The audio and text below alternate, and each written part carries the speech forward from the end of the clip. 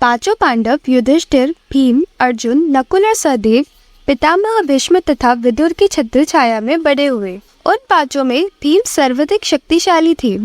वे 10-20 बालकों को सहज में ही गिरा देते थे। दुर्योधन वैसे तो पांचों पांडवों से ईर्ष्या करता था, किंतु भीम के इस बल को देखकर उसे बहुत अधिक जलता था। वह भीमसेन को किसी प्रकार मार डालने का उपाय सोचने लगा। इसके लिए उसने एक दिन युधिष्ठिर से गंगा तट पर स्नान, भोजन तथा क्रीड़ा करने का प्रस्ताव रखा, जिसे युधिष्ठिर ने सहर्ष स्वीकार कर लिया। गंगा के तट पर दुर्योधन ने कई प्रकार के व्यंजन तैयार करवाए। स्नान के पश्चात जब सभी ने भोजन किया तो अवसर पाकर दुर्योधन ने भीम को विषयुक्त भोजन खिला दिया।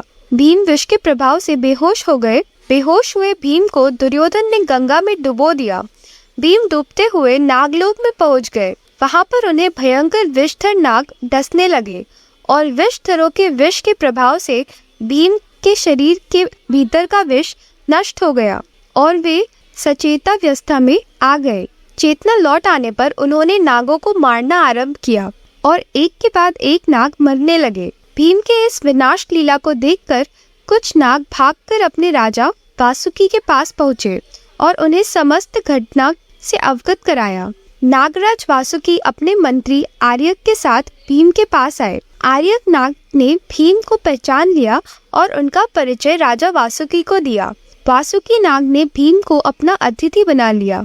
नागलोक में 8 ऐसे कुंड थे जिनके जल को पीने से मनुष्य के शरीर में हजारों हाथियों का बल प्राप्त हो जाता था। नागराज वासुकी ने भीम को उपहार में उन 8 कुंडों का जल पिला दिया।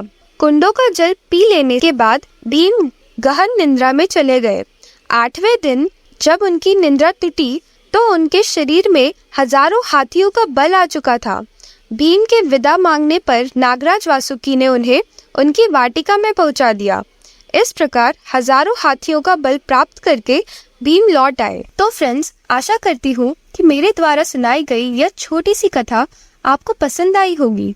अगर आपको यह वीडियो अच्छी लगी तो इसे जरूर लाइक करें और इसी प्रकार की और पौराणिक कथाओं और हिंदी कहानियों के लिए मेरे YouTube चैनल को जरूर सब्सक्राइब करें। Thank you.